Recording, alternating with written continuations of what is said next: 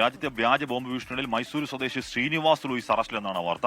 മൈസൂരിൽ നിന്നാണ് അറസ്റ്റ് ചെയ്ത് ഇയാളെ ഡൽഹിയിലേക്ക് കൊണ്ടുവരുന്നു. കഴിഞ്ഞ ആഴ്ചകളിൽ 1100-ലധികം ബോംബ് ഭീഷണി സന്ദേശങ്ങളാണ് ഇയാൾ അയച്ചത്. അർജുൻ പീതാംബരൻ വിവരങ്ങളും ചേർന്നു. അർജുൻ, ശ്രീനിവാസ് ലൂയിസിന് ചെറിയ പ്രശ്നമല്ല 1100. സമയമൊക്കെ എവിടുന്ന്? എന്താ പുള്ളിയുടെ ഉദ്ദേശം? എന്താ?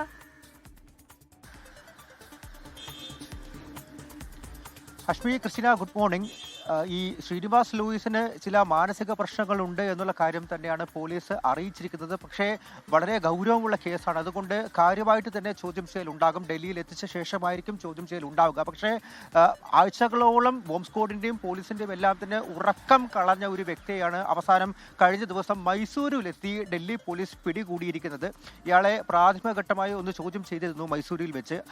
ആ ചോദ്യം ചെയ്യലിനിടയിലാണ് ഇയാൾ കഴിഞ്ഞ ചില ആഴ്ചകളിൽ 1100-ലധികം വ്യാജ ഇമെയിൽ സന്ദേശങ്ങളാണ് അയച്ചിരിക്കുന്നത് എന്നുള്ളൊരു വെളിപ്പെടുത്തൽ കൂടി നടത്തിയിരിക്കുന്നത്. ഇത് അയച്ചിരിക്കുന്നത് പാർലമെന്റിന്, അതുപോലെ തന്നെ ഡൽഹി ഹൈക്കോടതിക്ക്, ഡൽഹി നിയമസഭയ്ക്ക്, വിമാനത്താവളങ്ങൾക്ക്, സ്കൂളുകൾക്ക് എല്ലാം തന്നെ ഈ വ്യാജ ബോംബ് ഭീഷണി, ആ ബോംബ് ഭീഷണി എല്ലാം തന്നെ ഒരേ പാറ്റേൺ ആയിരുന്നു, ഒരേ മെസ്സേജ് ആയിരുന്നു. അതിൽ ഖലിസ്ഥാനി എന്നുള്ളൊരു പ്രയോഗം ഉണ്ടായിരുന്നു. അതൊക്കെ തന്നെയാണ് ഈ ഗൗരവം വർദ്ധിപ്പിക്കുന്നതും.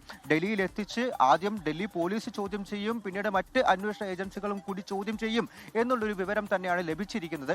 ഇയാളുടെ പക്കൽ നിന്നും സിം കാർഡുകളുടെ വലിയൊരു ശേഖരവും ലാപ്ടോപ്പുകളും മൊബൈൽ ഫോണുകളും എല്ലാം തന്നെ കണ്ടെടുത്തിട്ടുണ്ട്.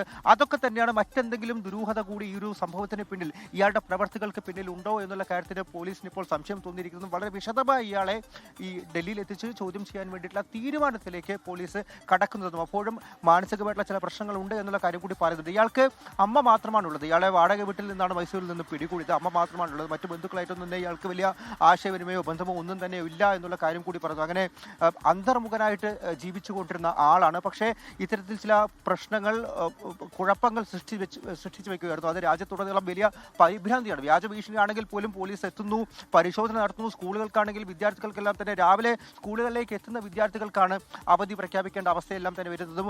മാതാപിതാക്കൾ വളരെ ഭയത്തോടെ വന്ന് വിദ്യാർത്ഥികളെല്ലാം മടക്കി കൊണ്ടുപോകുന്ന ആവശ്യമുണ്ടാകുന്നുണ്ട്. ഈ ഡൽഹി കേന്ദ്രീകരിച്ചാണെങ്കിലും ശരി, മറ്റ് സംസ്ഥാനങ്ങൾ കേന്ദ്രീകരിച്ചും തെക്കേ ഇന്ത്യയിൽ അടക്കം വലിയ തോതിൽ ബോംബ് ഭീഷണി സന്ദേശങ്ങൾ ഇത്തരത്തിൽ വ്യാജ സന്ദേശങ്ങളാണെന്ന് പിന്നീട് അന്വേഷണത്തിലാണത് മനസ്സിലായത്. പക്ഷേ എന്തായാലും ആ ഒരു വിരുദ്ധനെ ഇപ്പോൾ പോലീസിനെ പിടികൂടാൻ സാധിച്ചിട്ടുണ്ട്. ഇനി എന്തെങ്കിലും ഇയാൾക്ക് മറ്റെന്തെങ്കിലും ബന്ധമുണ്ടോ എന്നുള്ള കാര്യം ഇപ്പോൾ ഈ പോലീസ് പറയുന്ന പോലെ ഇയാൾക്ക് മാനസിക വിഭ്രാന്തി തന്നെയാണോ, അതല്ല വേറെ ആൾക്കാരുടെ കൂടി സഹായം ഇയാൾക്ക് ലഭിച്ചിട്ടുണ്ടോ, മറ്റെന്തെങ്കിലും ഉദ്ദേശം ഉണ്ടായിരുന്നോ, ദുരുദ്ദേശം ഉണ്ടായിരുന്നോ എന്നുള്ള കാര്യമൊക്കെ വിശദമായിട്ടുള്ള ചോദ്യം ചെയ്യലിലൂടെ മാത്രമേ മനസ്സിലാകുള്ളൂ എന്നുള്ള കാര്യം കൂടി പോലീസ് പറഞ്ഞു. എന്തായാലും ഡൽഹി പോലീസ് മാത്രമായിരിക്കില്ല ഇയാളെ ചോദ്യം